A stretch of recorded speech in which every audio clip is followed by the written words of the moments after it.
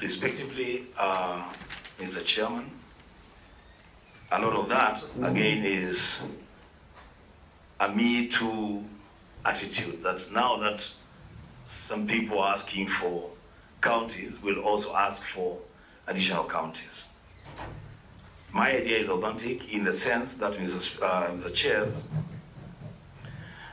the genesis of the creation of counties in this country under the 2010 Constitution was informed by a decision in Naivasha that the districts that had been created and gazetted around 1992-93 would be given a county status.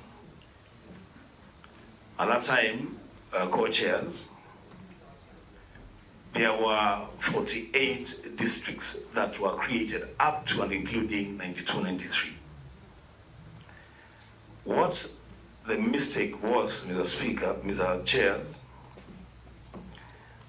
is that the districts that were created around the same time that Mwingi district was created from Kitui district, including Tharaka-Nithi from Meru and Makueni from Machakos, were given county status because they had been gazetted as districts.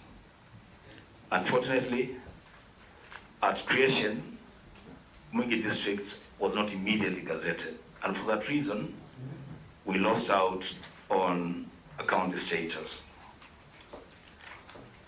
The chairs, it is the same challenge that I found when I was elected the senator of Kitui County, that Kitui County had lost out on benefiting from the equalization fund because, again, of technical issues.